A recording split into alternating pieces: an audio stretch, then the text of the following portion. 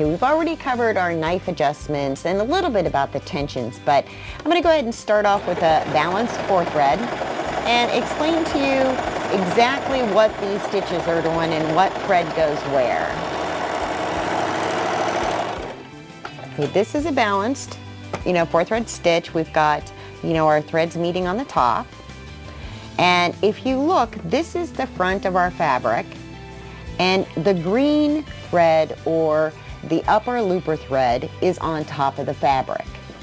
If we look at the back, you can see that we see, the pink needle thread and the purple needle thread, and the blue or lower looper thread is on the back. So upper looper goes on the front of your fabric, lower looper goes on the back, and of course, these are the 2 needle stitches.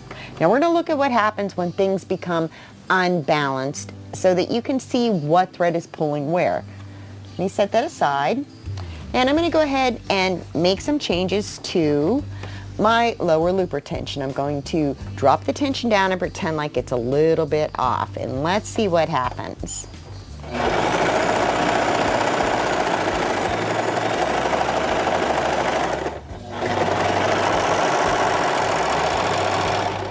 Okay, this is kind of an extreme case where you see, now all of a sudden the blue thread is being pulled around to the front, and you can see, the green thread, which is the upper looper, which is supposed to be on the front. This tells me one of 2 things. Either my green, in this case my green thread, which is my upper looper, is too tight, or the lower looper thread, which is blue, is too loose because it's been pulled across the top. So check your settings. See if they're at 4 all the way across, and if you have this problem, make sure that these are in the tension guides. If not, go ahead and adjust your tensions and retest. Now, what happens if all of a sudden my upper looper is being pulled to the back? Well, it's going to be the same thing. You're going to look at your tension settings and make your adjustments, and this is what that will look like.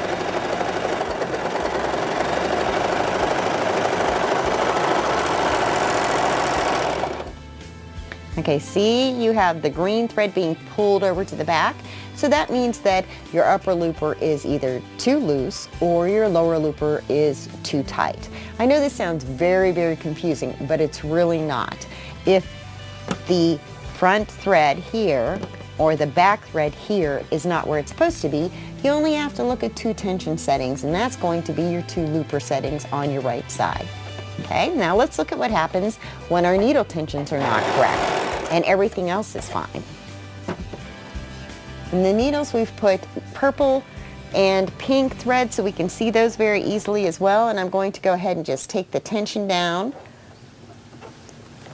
so you can see what happens when your needle tension is too loose,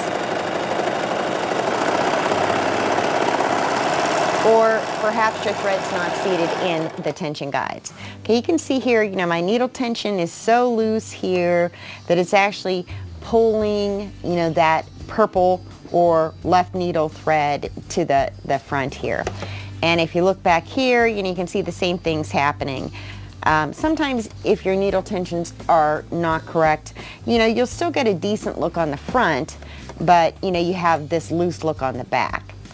And don't think that just because it looks good on the front that it's a good stitch, because remember, this stitch is used for a seam. And what happens is, if your needle tensions are not correct, the seam may hold together, but you're going to see those needle threads in your seam, like when that first thread breaks and you've got a garment that you've purchased and you'll see threads like this. It's not a pretty sight, and you don't want that on your garment. So just adjust your needle tensions and make sure that you have a balanced stitch before you start sewing. We're looking at a 4-thread safety, but just so you know, these looper tension issues are going to be the same for your 3-thread as well. So now let's go ahead and let's start looking at some more creative stitches.